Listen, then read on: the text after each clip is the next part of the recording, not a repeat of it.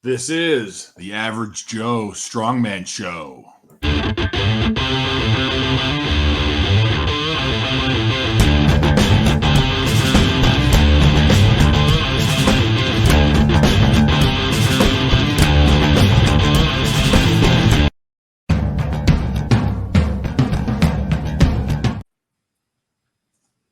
Hello, everybody.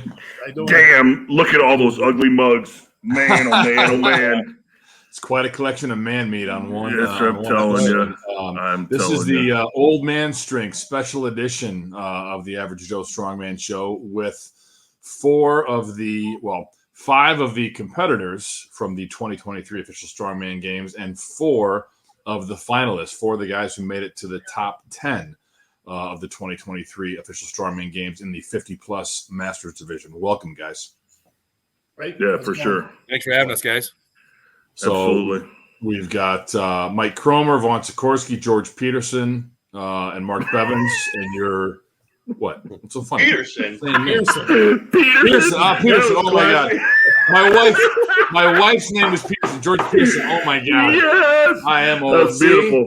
Way to go. Long did it. Way to go, dumbass. Mike Kromer. My wife's last name is Peterson, all right?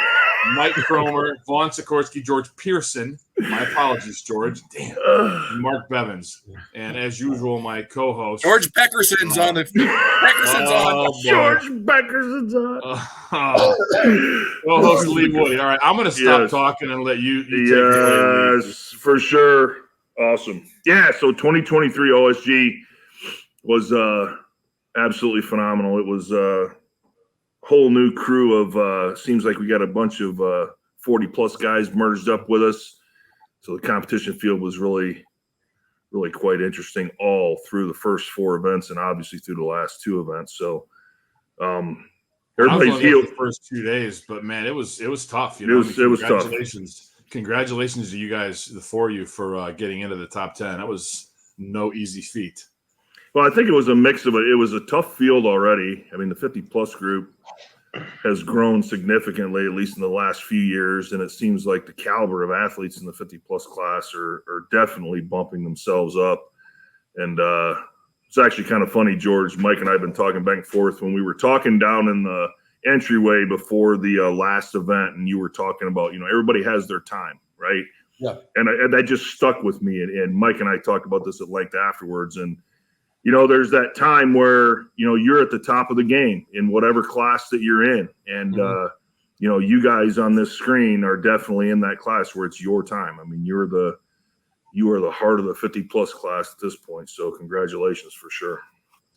It was definitely the most competitive. And this is a 3rd year. And I think we were chatting about it, a few of us. And no doubt we actually had some guys that were really good who didn't make the cut this time. So to me, it takes a few years for new classes to mature. So I think we're finally hitting our stride and we're getting some depth. Yep, 100%. Everybody's healed up. Kind of. As good as can be, probably, right? Oh, no, dude. I still have a huge old goose egg on my shin from that freaking block. Oh, bro. Oh, my God. Yeah. Well, speaking of the quality of the competitors, Vaughn and I were talking earlier this week. Let's try to figure out what planet is Mark Felix from, because that guy is an alien. Dude. He's clearly not of this earth. Hats off to him. Kudos to him for the win, because, man, that guy just – It's amazing how he can do it at 57. Yeah. Because I'm 55, and the struggle was ridiculous. Yep. And that guy just makes it look like it's so simple. Yeah. I've been fortunate enough to be around him. Like when he came over for the wedding, I was around him every day. I was able to see what he eats, what he does, and he is absolutely meticulous on every little thing he does. It's not just training; it's his diet. It's everything. It shows. It shows for sure. Crazy. Yeah. Well, I think that's what. Yeah, that's one of the things that can separate, guys like that from everyone else, or even, you guys, right? Like, well, except you, Marc Bevins, because you don't do any of the rehab, prehab stuff. All right, shots fired. I just like to lift. I know, But in all seriousness, though, I mean, Mike Kromer, you and I talked about this, right? You've got to do all the things especially a 50 plus, but even a 40 plus masters athlete to take care of yourself. So, I mean, Mike, talk for a second about what's kept you in the game as long as it has, right? I mean, you said you get regular massage. What are the things you do? Chiro? I mean. Yeah. So week in, week out, it's massage and chiropractic work. And then I just switched to a new fitness facility that has 2 sets of cold tubs. So I started incorporating that. I was doing cryotherapy before, but that's not super convenient. So I can go there and I spend 3 to 5 minutes in that freaking cold tub, which is agony. But it seems to pay off. So yeah, you have to work on your recovery. You have to work on your diet, not causing a lot of inflammation by what the stuff you eat, and then just be consistent all the way around. You can't really take a break if you want to stay at the top of your game, depending on your age. Speaking of top of their game, hats off to you, Mike Kromer, for that performance on day one. Let's talk about that for a couple minutes. Yeah. Oh my God, that was impressive, man. We were talking afterwards, and I kind of, in the past, everybody, given I'm a good presser, that's my thing, that's what I do. As Albie would say, that's my jam, right? So, I expected the press event to, the top 3 is where I wanted to be, and I was good there, and I had good success working on the medley at home, but once you get to a contest, it's completely different when you get there. Yeah.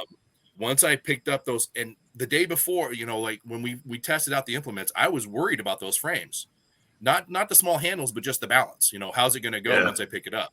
Yeah. Yep. But once I locked onto those handles, it was go. I'm like, oh, I'm good. And you had to be aggressive. And then I got to the Denny handles, and they went pretty much like they did in training. There wasn't a whole lot of difference. I talked to some of the guys afterwards on how I did it versus how most everybody else did it. And I was able to keep it off my shins and bang it into me for the most part, which is where I made up ground too. So, and you gamble, right? So day one was great for me. And I was, I actually, hopping back a second, I'm used to when I get to Worlds, I have a great press event, and the next one's an absolute complete letdown for me for some reason. I don't know what it is. And after that event, I got back to the hotel that night, and I just had, it was a stress release for me, and I kind of broke down a little bit. There's some tears coming down because I was like, holy shit, I didn't screw the pooch on the second event. Yeah. What the hell is going on? And then, we just talked about Mark Felix, and, George and Mark put up great times. They were within tenths of a second of each other, right? And I didn't think I was going to be able to touch that because I was thinking like 30, 32 seconds. And as soon as he said it was 22 something, I was like, what the hell happened? Who was the fat guy in the event? For sure. Yeah. Oh, by the way, Mike, thanks for the tip on turning the handles forward after I did the event. So I come off of there, I'm look like a giraffe on a frozen pond, right? And Mike's like, if you turn those handles where they're facing forward, they don't bang into your legs as much. I was like, that would have been great to know 2 minutes ago. Hey, man, strategy. What are you talking about? Strategy, good for you, Mike. Keeping that one under wraps. Yeah. I tried talking to one of the smaller guys. We the U80, U90 guys. They have their ways. That I tried talking to one of them about how I was doing it, and it would probably pay off. But he's like, no, I think and he didn't even make the finals. I'm like, okay, fine, whatever. You would think that these you'd think these young kids would learn to listen to the masters once in a while, but you're either open to it or you're not, right? And that's right. That's a good point too. I think I mentioned this to one or two of you too. I think one of the cool things for me observing all you guys and the 40 plus too, right? There's just a different vibe. Like once you guys finished a heat, there's a lot of high-fiving and fist bumping and arms around one another versus some of the other groups. And I'm not going to, call anybody out, but it's all this, look at me. It's like, and that's fine. I mean, be enthusiastic. I mean, enjoy it. Like heat of the moment. I get it. But there's just a different, I think, camaraderie among our peers, right? Versus. Yeah. I'd like to bring up Felix again. So I remember during training, I had an issue with the block. I just I'm not a very agile person. I'm not very coordinated. And I was having any of us issues. Really? With imagine that. I was having a lot of issues with the block, and Mark, he kind of guided me through it to help me. And here I'm probably one of his leading, competitors, up against him, and here he is helping me. So, it just goes to show you, how close the 40 plus and the 50 plus community is. That's why I fell in love with the sport, is exactly what you just said. Yeah. I mean, my first comp was 2013, and all three of the other guys, and I started as a master. So, I mean, those guys helped me through every single event. And after a point, I was just looked at them like, are we not competing against each other? And they're like, hey, brother, this is just the way it is. We're a family. So absolutely. Well, I think all of us, we want to compete against each other where it's fair. We want to see the best of everyone. So if you're beating somebody, you're doing it legitimately. Yep. Yeah, for sure. Well, let's 100%. Be honest, it's a war of attrition, right? As you get into the 40 plus and the 50 plus, who can stay healthy the longest, right? Yep. I mean, Vaughn, I know, you had a tough time leading into this one, just not being able to deadlift and then being sick. I mean, George, you too, you were sick, 3 weeks out? We talked before the show. I mean, and whether it's a cold, the flu, COVID, I mean, the time of year that this thing happens, you're getting into the thick of, cold and flu season, beyond even just, being banged up from training. That's where the recovery stuff, that you talked about, Mike, comes into play. You've got to take care of yourself. Let's also talk about the fact that, you guys out of the top 10 finalists, you go with the 4 Americans, right? Who represented, the U.S. So that's kind of cool, right? That here we are with the 4 guys from America, and just shows you the true international scope of this show. Mm-hmm. Which, by the way, hats off to Lynn. Can't not say this, right? I mean, he's put together something really amazing. The number of athletes and the different countries, everybody he gets to come in for this thing, it's pretty incredible. So, how many different countries do we have in our group? 38 countries represented overall. In our group, I think 8, give or take. 8 different countries, I think. I like to remind my powerlifting buddies, because every jackass I know, they go to Worlds and it's in in the States, and they have 3 fucking Canadians show up, and it's like, shut up. And I tell them, if the U.S. is sweeping every podium, it's not a Worlds. If you look at the 40s and even the 50s, we had no Americans on the podium. Not that that's a good thing. And the 40s, you only had 1 American, Matt Webb. It just shows that it's a truly international competition. It's competitive, right? When you say you meet the Worlds, you actually had other countries other than a couple clowns from Canada and maybe someone from England, right? So right. I was proud to be part of that. 100%. Absolutely. The other thing I think – oh, go ahead. Go ahead. No, I was going to say the other thing that I thought was interesting this year was and again, I didn't make the top 10 this year, but one of the things that was a definite change for me this year, especially with all the medleys that we had, I knew going into it. And my brother, Mike, over here said, man, your cardiovascular sucks. Well, we were at Chad's show. We were at Chad's show back in July, and you guys were all sucking wind, huffing and puffing. And it was brutal. And I had a shit show during that show anyway, but I changed what I did after that. Actually, Mike hooked me up with his cardio program, and I was amazed at how much easier it was for me to compete when I could actually breathe. It was amazing. And I saw, Vaughn, you were doing it too. I was kind of mirroring some of your stuff as well, but it makes a huge difference at the end when you're not standing there stuck in wind at the end. It just, I couldn't do a lot of it in this prep, unfortunately. But it still it didn't matter. It didn't make it. My cardio was fine this year. Yeah. No, mine sucked, so I had to do something with it. So for sure. Well, the funny thing is, I was harping on you and Brad about that, and I think you did it and Brad didn't. Sorry, Brad, I'm calling you out. You didn't do it.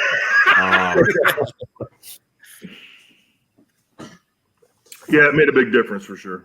But yeah, it was definitely. I mean, it was a real competitive. I wish I could have been there for day 3. Just the video that I saw. Yeah. I mean, Mark and I had a tough time with the bags, buddy. I'm sorry about that.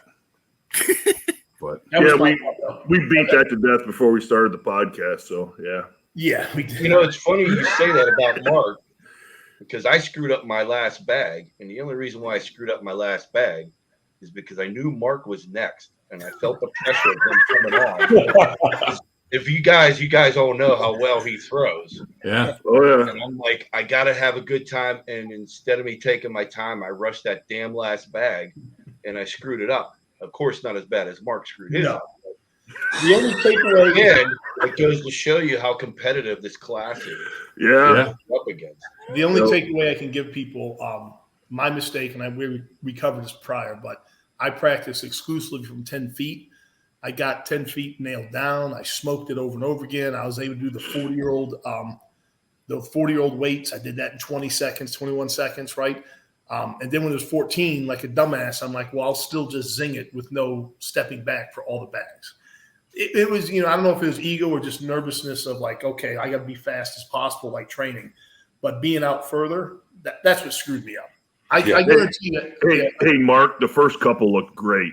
The first couple looked great, man. They looked absolutely great. They were dinging off the top.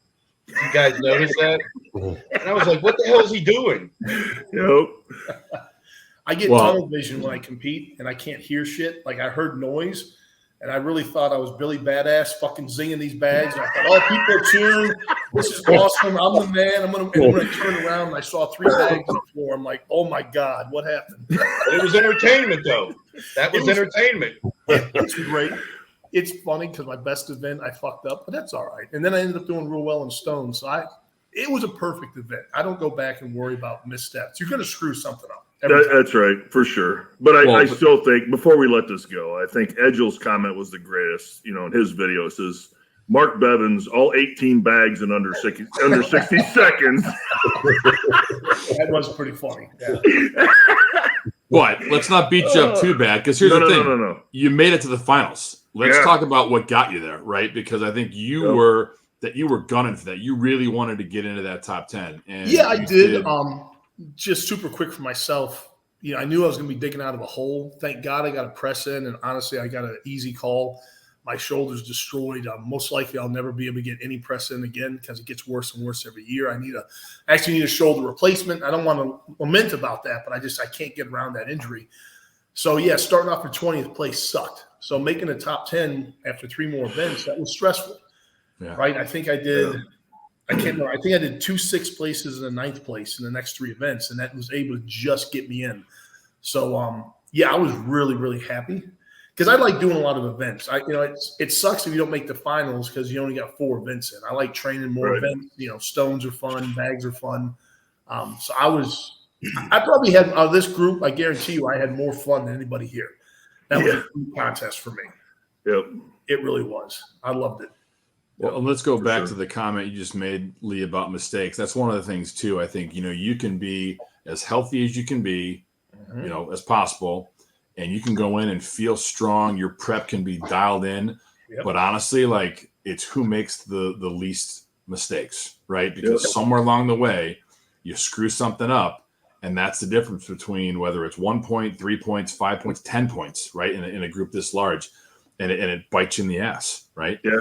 100%. I know for me, with the medley, with the sandbags, that second one, the Husafel sandbag, I picked it up, and when I picked it up, it kind of threw me back, and then plus having the backpack on, it cost me probably a good 4 seconds. 4 seconds, in a medley, that's it's over.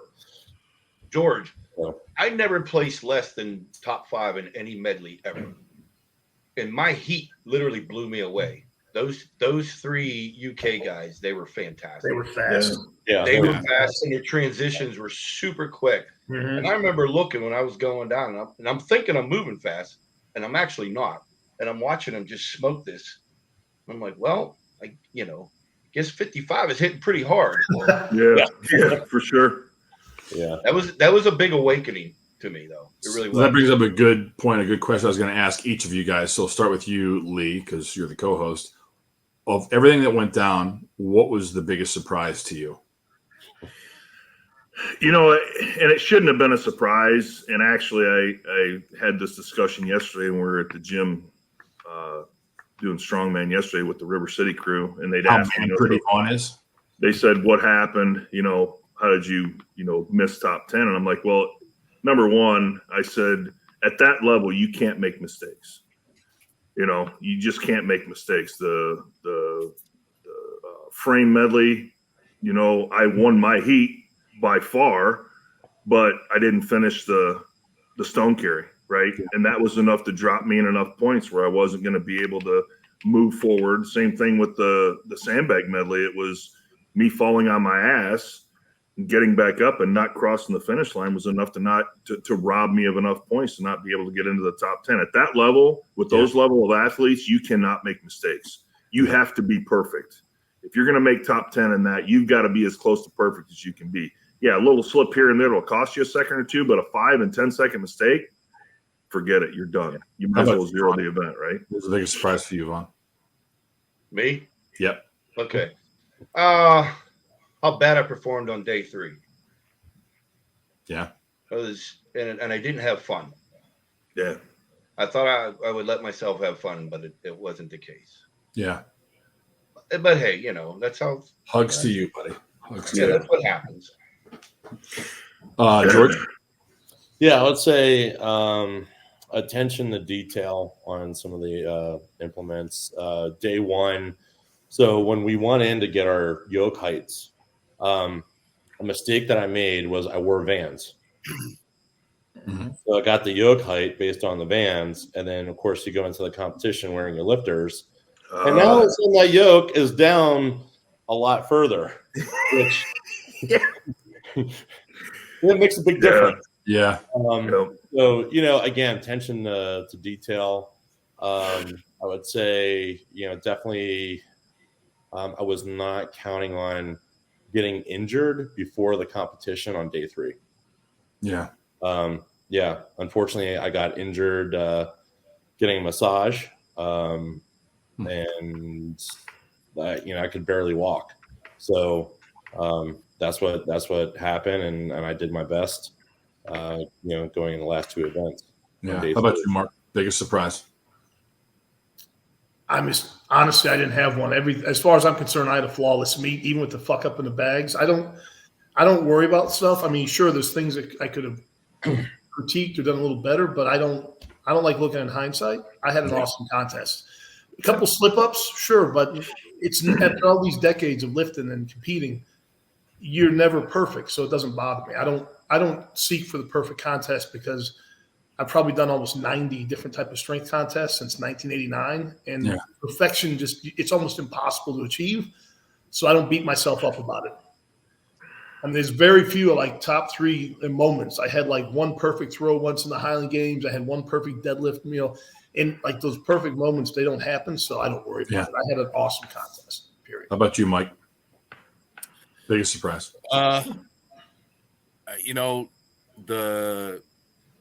The carry and drag medley. I trained that one specifically hard because that's the one that's besides a deadlift. We all know my deadlift sucks. Let's just not even get into that. But I trained that one especially hard, and I was fully expecting to finish that and be top 10 in that one. Mm-hmm. And picking up that Husafel in the backstage didn't seem to be a problem at all. I trained with the rucksack, 70, 80 pounds, and then getting to it and then not being able to get it. That was my big fuck.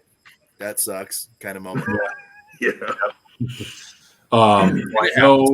I know following the contest, maybe even at the contest, I mean, Vaughn, Mark, you guys both said that you were done as the last one. Now that you've both been top 10, you get the invite back, right? So Lee, They're not done. Lee, you would have to qualify, but what's the consensus? You guys all plan on coming back next year? I'm coming back.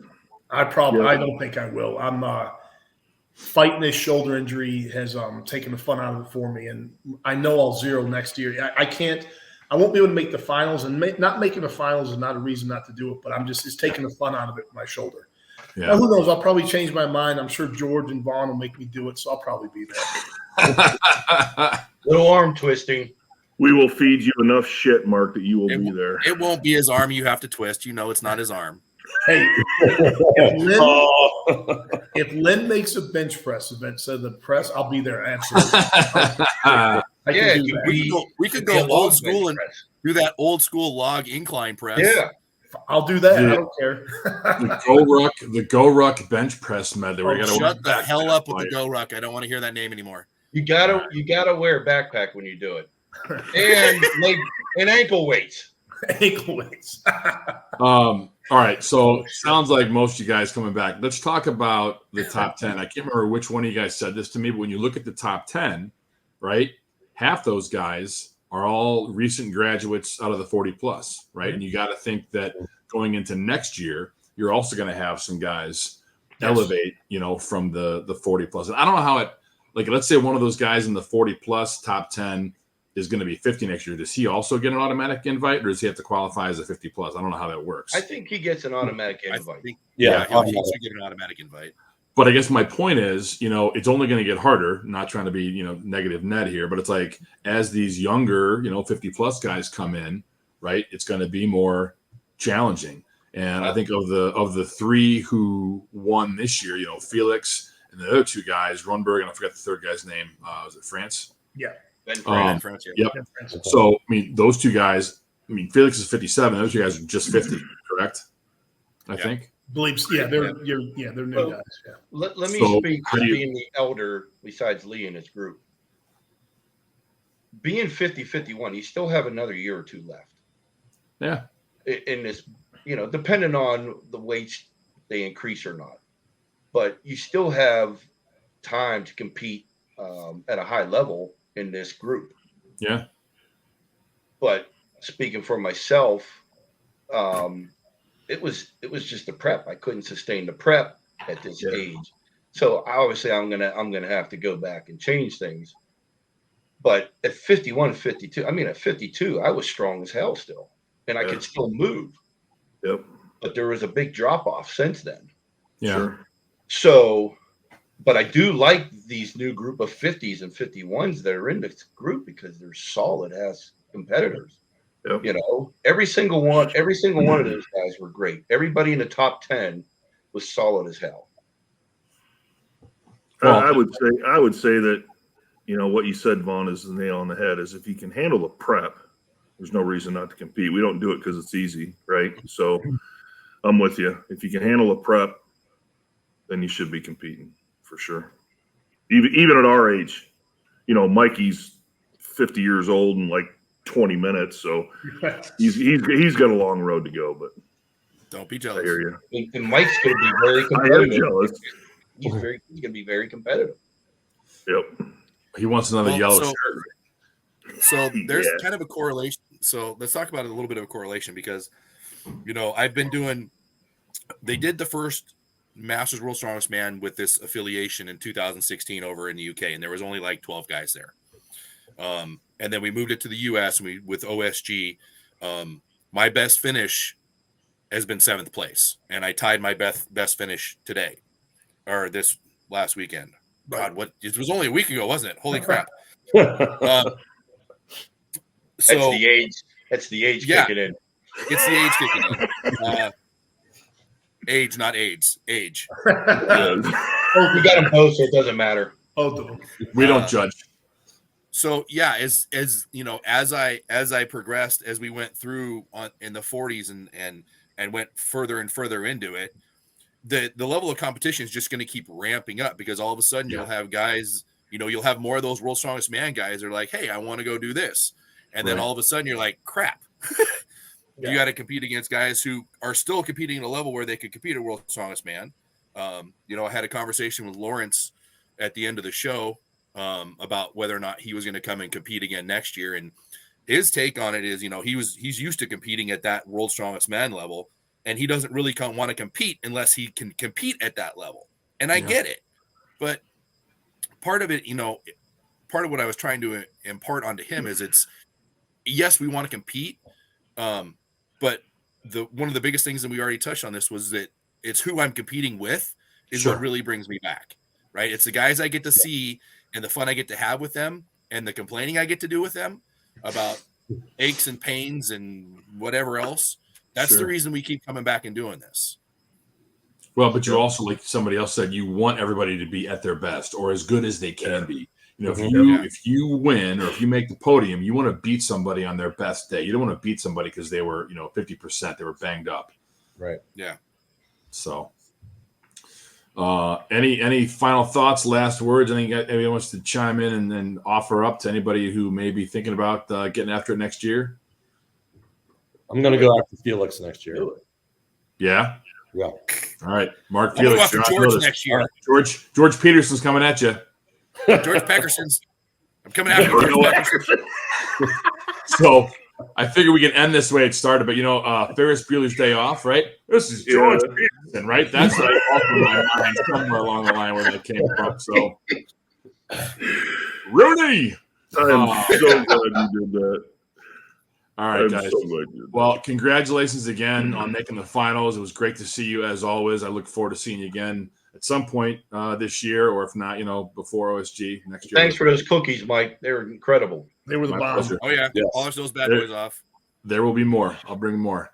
So, all right. Have a great day, guys. Happy holidays, Merry Christmas, Happy New Year. Lee, thanks. Thanks for having us on, Mike. George, thank you guys. See you guys. Merry Christmas. See you guys. All Bye. All right. Bye.